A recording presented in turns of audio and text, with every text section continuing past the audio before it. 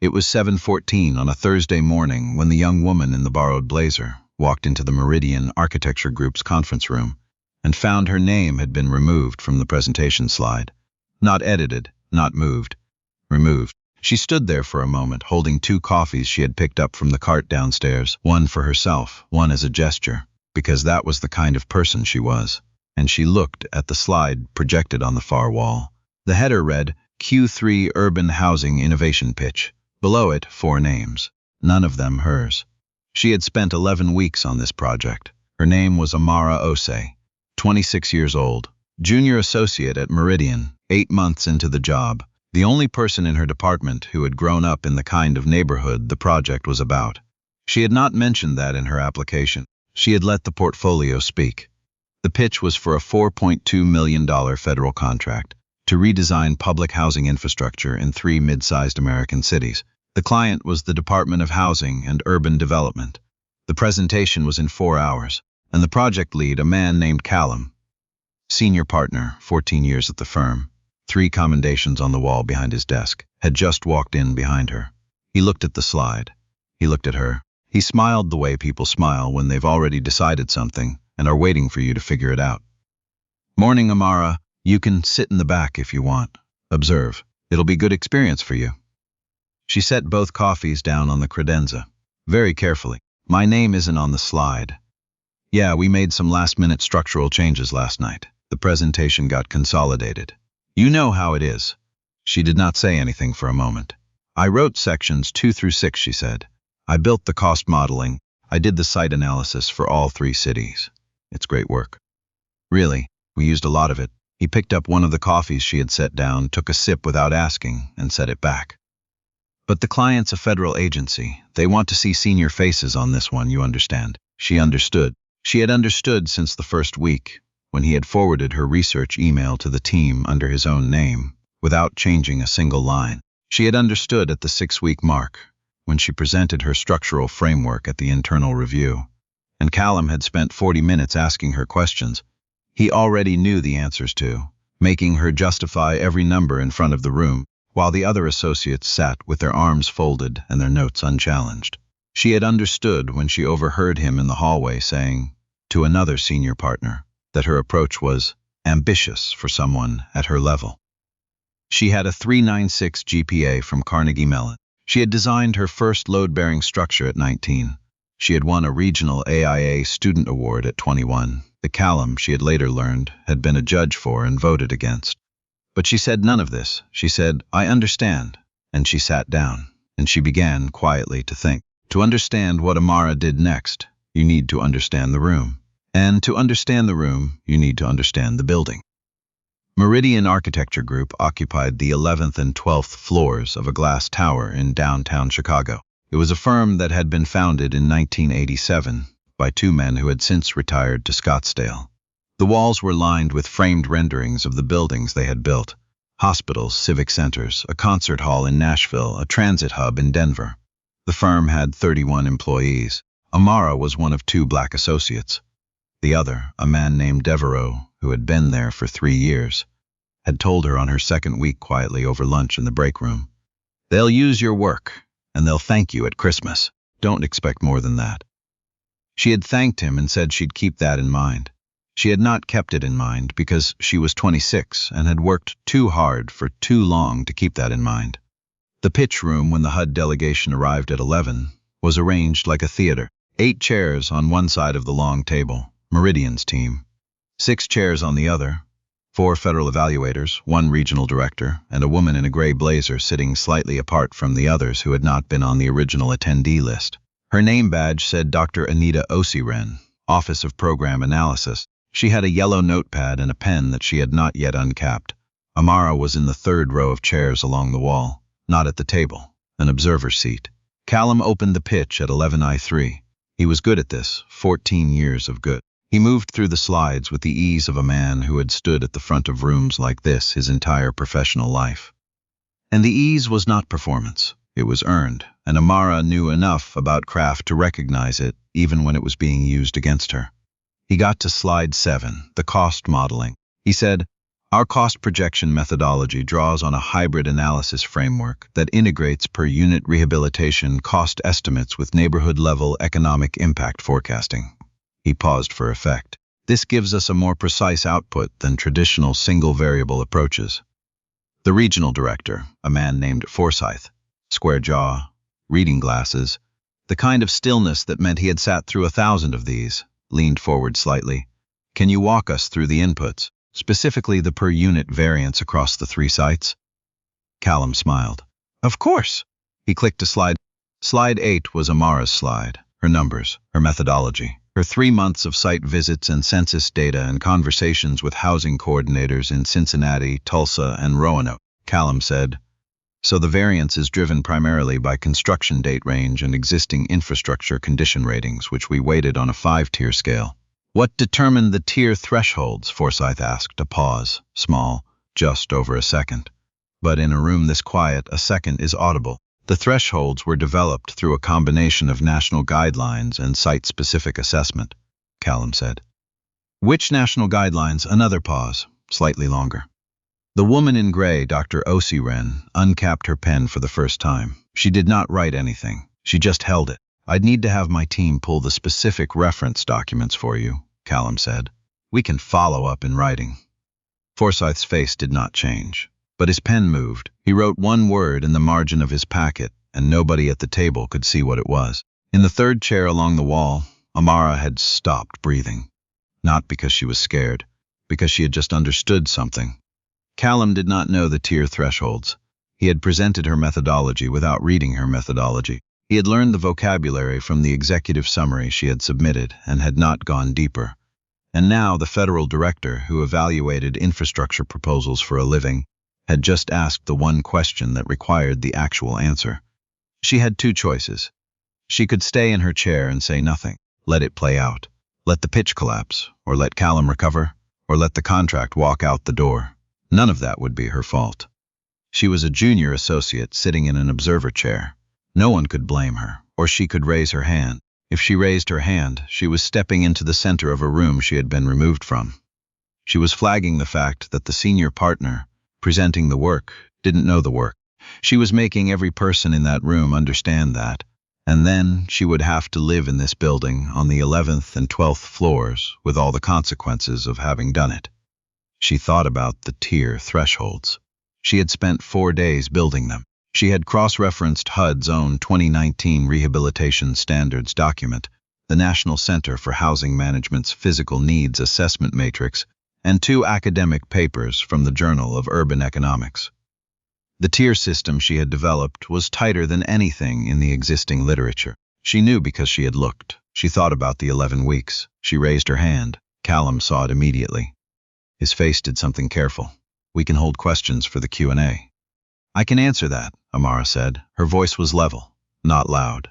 The room was quiet enough that it didn't need to be. She stood. The tier thresholds were developed from 3 sources. HUD's 2019 Rehabilitation Standards document, the NCHM Physical Needs Assessment Matrix, and a 2021 paper by Nguyen and Okafor in the Journal of Urban Economics on cost variance in pre-1980 multifamily stock. We cross-referenced all 3 to establish 5-tier bands based on construction era, condition rating, and regional labor cost index. I can walk you through the derivation if that would be useful. The room had gone the kind of quiet where you could hear the air conditioning. Forsyth turned in his chair, not toward Callum, toward her. Who are you? Amara Osei. I'm the associate who built the cost model. Dr. Osei wrote something on her yellow notepad. Forsyth looked at Callum.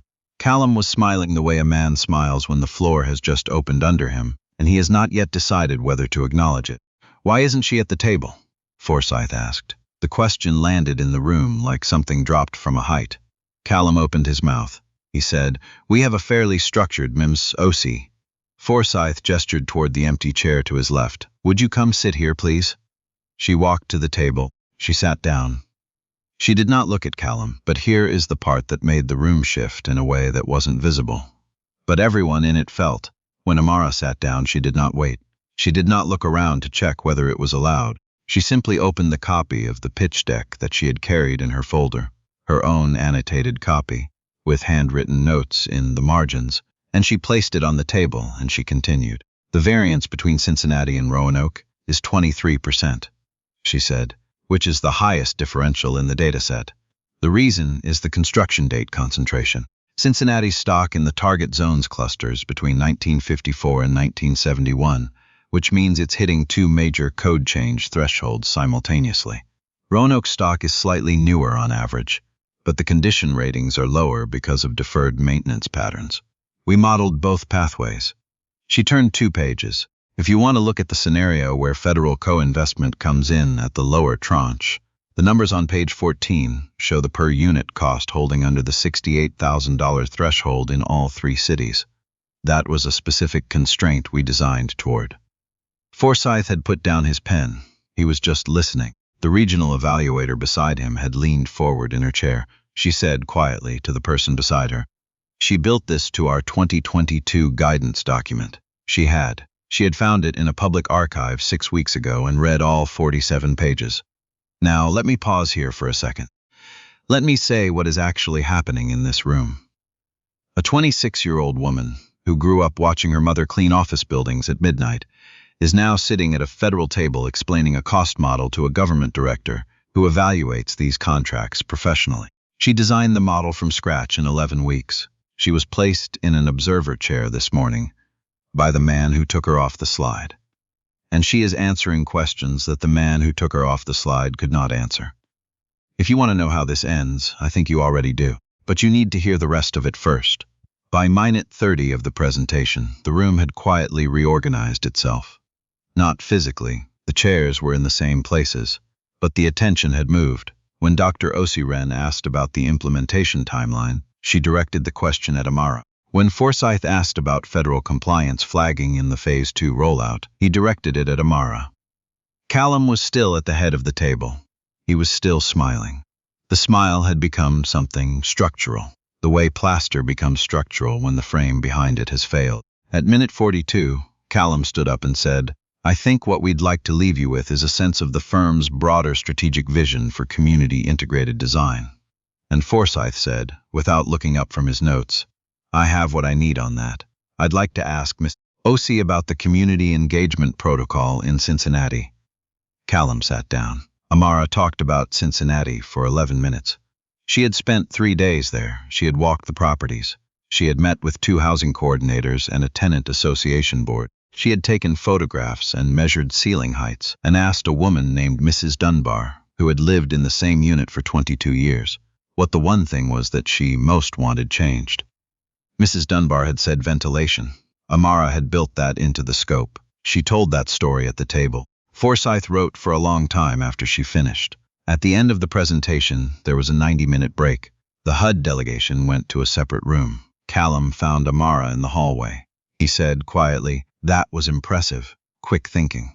She looked at him. "That was 11 weeks of work," she said. He nodded slowly, the way people nod when they are deciding what tone to take. "Look, the deck got restructured at the last minute. These things happen. It wasn't personal." She said nothing. "You made a strong impression in there," he said. "That's going to be good for you," she said. "I'd like my name on the final submission documents. We can discuss that." "I'd like it on the documents, Callum." The way she said his first name. Not aggressive, not louder, just exactly as direct as everything else she had said that morning. He looked at her for a moment, then he nodded. She walked back into the pitch room to collect her folder. What she did not know yet was that Dr. Anita Osei had not left the building. Dr. Osei was 44 years old. She was the deputy director of the Office of Program Analysis at HUD's Midwest Regional Hub, which meant she reviewed major federal architecture and infrastructure contracts before they went to final approval. She had been in the field for 18 years. She had a PhD in urban planning from the University of Michigan and had published 4 papers on equitable infrastructure investment. She was not on the original attendee list because she had added herself that morning after reading the pre-submission materials the night before. Something in the cost modeling had caught her attention. She wanted to see who had done it. She had her answer. She found Amara in the pitch room at 1:17 p.m., standing at the window with her folder. "That tier framework," she said. "You built it from the 19 standards and the Nguyen Okafor paper." Amara turned around. "Yes, I know the Nguyen Okafor paper. I reviewed it for the journal. A pause. The adaptation you made for the regional labor cost variable, Dr. Osei said, is cleaner than the original. Did you know that? Amara said. I thought there was a gap in how they weighted short-term labor availability versus long-term contract pricing. I tried to close it. Dr. Osei looked at her for a long moment. How long have you been at this firm? 8 months. Where were you before? Carnegie Mellon. And before that, I was in Cleveland. What's in Cleveland? My mother, Amara said, and the neighborhood I grew up in. One of the neighborhoods in this proposal, actually. The housing stock in the Cincinnati target zone is almost identical to where I came from. I know what those buildings look like from inside the units. Dr. Osei did not say anything for a moment. Then she said, I'm going to ask you something and you don't have to answer, but I'd like to know. Why was your name not on that slide this morning? Amara looked at her. You'd have to ask the person who took it off. Dr. Osei nodded slowly. She wrote something on the bottom of her yellow notepad, tore the sheet off, and handed it to Amara. It was an email address, her direct address, not the general office. The contract evaluation closes in 3 weeks, she said. Our office has a technical reviewer position opening in January. It's federal, so the process is formal. But if you applied, I would see the application. She said it the way people say things they have thought about carefully. Amara looked at the paper. She folded it and put it in the inside pocket of the borrowed blazer. She said, Thank you. She meant it the way a person means it when they have been running uphill for a long time and someone has just pointed out that the ground actually does level off up ahead. Now I want to go back. Because this moment didn't start in a Chicago conference room. It started much earlier, in a kitchen in Cleveland, on a Tuesday night, when Amara was 9 years old. And her mother was sitting across from her at the table, with a community college course catalog that someone had left in the break room of the office building where she worked the night cleaning shift. Her mother's name was Celestine. She had come to Cleveland from Accra at 23 with a nursing credential that Ohio would not recognize without additional coursework. She could not afford while also working and raising 2 children alone. So she cleaned offices. For 11 years, she cleaned offices, and she came home at 2 in the morning smelling like industrial cleaner, and she woke up at 7 to get her kids to school, and she never once, in all of that, said that the situation was permanent. She would say, This is where we are. This is not where we're going. When Amara was 9, she drew a floor plan of their apartment on a piece of notebook paper. Not because anyone asked her to, but because she was trying to figure out if you could make the living room feel bigger without moving any walls. She showed it to her mother. Celestine looked at it for a long time. She did not say, That's cute, sweetheart. She said, Where would the light come from? In the morning. Amara had not thought about the light. She went back to the drawing. When Amara was 12, her middle school offered a Saturday architecture workshop through a partnership with a local nonprofit. It met 6 times. On the 3rd Saturday, the instructor, a young architect named Torres, gave the class a problem. Design a community room for building with no unused square footage. You cannot add space, you can only reorganize it. Amara turned in a design that proposed converting an underused laundry room alcove and 2 adjacent storage closets into an L-shaped gathering space with a folding partition. Torres asked her to stay after. He said, Did someone help you with this? She said no. He looked at the drawing for a long time. Then he said, You understood the constraint. Most adults don't get that on the first try. You have to work with what's there. She was 12.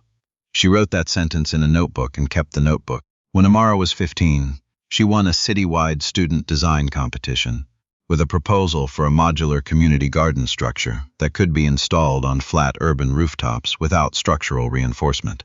She had done the load calculations by hand from a library book. The prize was a $500 scholarship to a summer architecture program at Case Western. Her mother took an extra shift to cover the transportation costs. When Amara was 17, she applied to Carnegie Mellon's School of Architecture. Her high school counselor, a well-meaning man named Mr. Burrell, who wore the same sweater every Tuesday, told her gently that CMU was a reach and that she should have a realistic backup. He suggested 2 state schools. She applied to CMU anyway. She got in. She got a partial scholarship. Her mother picked up a second job for the first semester. Celestine never told her about the second job directly. Amara found out from her aunt at Christmas. She called her mother that night. Celestine said, You focus on what's in front of you. That's my job. Your job is that building you're designing. Amara focused. At Carnegie Mellon, she was one of 11 black students in her architecture cohort. By junior year, she was one of 6. She had a professor, a well-regarded man with a textbook to his name, who had a habit of writing question marks on her proposals, not on anyone else's with the same frequency. When she asked him once, after class, what specifically needed rethinking, he said, "It's a feeling. The proportions feel off." The proportions were not off. She had checked them 3 times. She kept checking. She kept submitting. She graduated with a 3.96 GPA and won a regional AIA student award that she did not tell her mother about until the day of the ceremony, because she did not want to get her mother's hopes up in case something went sideways. Nothing went sideways. Her mother drove 4 hours from Cleveland and sat in the 3rd row of the auditorium, in a dress she had bought specifically for the occasion, and cried in the quiet way that people cry when they have been holding something for a very long time and have finally been given permission to put it down. After the ceremony, they went to a diner. Celestine ordered coffee and a slice of pie and looked at the award in Amara's hands. She said, "I always knew." Amara said, "I know you did, Mom." She said, "No, I always knew from the floor plan. When you came to me with the floor plan and you were 9 years old and you already knew about proportion, even if you didn't have the word for it yet. I knew then. I didn't know how we were going to get here, but I knew we were going." Amara had not told that story at Meridian. She had not told it in her interview, or in the 8 months she had been there. She had let the portfolio speak. Now, 3 weeks after the HUD pitch, the contract decision came. Meridian won. The letter of award came on a Wednesday morning. Callum announced it to the team at the 11 o'clock stand-up. He used the word "we" 6 times, and his name twice. He did not say Amara's name. She was standing at the back of the room. She did not correct this. That afternoon, she went home and drafted an application for the Federal Technical Reviewer position at HUD's Midwest office. She spent 4 hours on it. She sent it to Dr. Osei's direct address at 9:47 p.m. Dr. Osei replied at 10:23 p.m. The email said, "Received. Formal process takes 6 weeks. Don't go anywhere." Amara forwarded the email to her mother, no caption, just the email. Her mother replied with one word, "New." But here is the part of the story that did not end quietly. At the firm party celebrating the HUD contract award, 3 weeks later, catered, held in Meridian's 12th floor conference room, the one with the floor-to-ceiling windows over the city, a board member named Wakefield, who was on the firm's advisory committee and had been a major donor to 2 city aldermanic campaigns and had known Callum since they were both young men in the same MBA program, stood up to give a toast. He said, "To the team that put together a winning proposal, to Callum, who has led this firm with vision for a decade and a half, and to the senior partners who made this happen." 30 people raised glasses. Amara was standing by the window with a glass of sparkling water. She raised it, she smiled. It was not a performance. She had learned something she hadn't known before about what she was capable of, and that knowledge lived in her now, regardless of what was said in a toast. The woman next to her was a mid-level associate named Renata, who had been at the firm for 6 years and who had watched the HUD pitch from the observer chairs. Renata said quietly, so only Amara could hear, "I've been here 6 years. That's the first time I've ever seen Forsyth ask someone to come sit at the table." Amara looked at her. "He asked me once," Renata said, "to get him a copy of the catering menu." They stood there by the window for a moment. Then Amara said, "How long are you planning to stay?" Renata thought about it. "I don't know," she said. "I didn't know there was somewhere else to go." Amara looked out at the city for a moment, the lights of Chicago in November, the lake in the dark distance. Below them, somewhere, was a neighborhood she could put a number on. Construction date range 1959 to 1974. Deferred maintenance patterns, ventilation deficits. Mrs. Dunbar in her unit of 22 years, who had said the one thing she wanted changed was the air. "There's somewhere else to go," Amara said. Now, what happened with the federal application? The formal evaluation took 9 weeks. There was a panel interview with 3 members of the Program Analysis Office, a written technical assessment, and a second conversation with Dr. Osei that lasted 90 minutes and ranged from cost modeling to the specific challenges of equitable infrastructure evaluation, to whether Amara had ever read a particular 2018 paper on the measurement of long-term housing stability outcomes. She had found it in a university library database access that expired 2 days after she read it. So she had taken notes by hand in the notebook she had been keeping since she was 12. She read the relevant passage from the notes during the interview.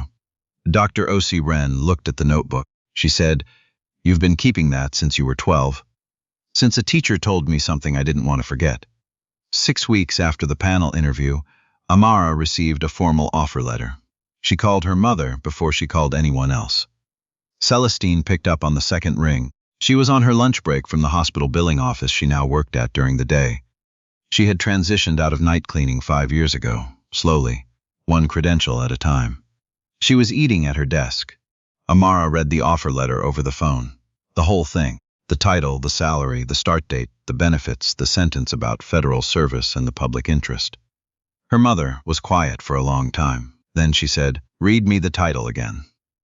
Amara read it. Celestine said, "I'm going to tell you something. The night you showed me that floor plan, the one you drew on notebook paper when you were 9. After you went to bed, I stayed at the table for a long time. I wasn't sad. I wasn't scared for you. I just sat there thinking, this child already knows something. I don't know what it's going to make her, but she already knows." She paused. "I know now," she said. Amara did not say anything for a moment. She was sitting on the floor of her apartment in the late afternoon, back against the wall, holding the offer letter with both hands. "The party's at your place," she said finally. "I'll bring the food." "You better," Celestine said. "And don't bring anything from a box. Cook." Amara gave 4 weeks' notice at Meridian. Callum received it with the careful professional grace of a man who had spent 14 years perfecting careful professional grace. He said all the right things. She thanked him for the opportunity. She meant it in the way that you can genuinely mean something that is also genuinely insufficient. On her last day, she cleared her desk. She took her annotated copy of the HUD pitch deck. She took the notebook. She took a small framed print that had been on her desk since week 1, a cross-section drawing of a pre-war building, the kind of structural diagram that shows not just the walls but the spaces inside the walls, the layers you can't see from the outside that hold the whole thing up. Devereaux, the other black associate, stopped her in the hallway. He said, "Where are you going?" She told him. He nodded slowly. He said, "HUD, program analysis." "Yes." He thought about it. "That's the review side. That's the side that decides what gets funded." "Yes," she said. He looked at her for a moment. Then he said, quietly, "I've been here 3 years. I'm going to update my resume tonight." She took the elevator down. The lobby was marble and glass, the way lobs are in buildings where people want you to understand that you are in a serious place. She walked through it and out onto the street, and it was cold. The way Chicago is cold in December, serious and lateral and unimpressed with your coat. She put her collar up and started walking. She thought about Mrs. Dunbar and her ventilation. She thought about the floor plan she had drawn at 9 years old on a piece of notebook paper, trying to make a small space feel larger without adding anything, just by understanding what was already there. She thought about her mother at the table, staying up after she went to bed, sitting in the quiet. She did not think about Callum or the slide or the observer chair. Those things had happened, and she had walked through them, and they were behind her now. What was in front of her was something she had been building toward for a long time, in libraries and late kitchens and borrowed blazers, one careful annotation at a time. The city moved around her in the cold morning. She walked. If you've ever been the person whose name got taken off the slide, drop something in the comments. And if you know someone who did that work, send this to them tonight. Because sometimes the room doesn't see you until you make it impossible not to. And sometimes the person who tried to keep you out of the seat ends up watching. You walk into a building they will never be invited into. The work doesn't lie. It never did. And you were never too much. You were just early.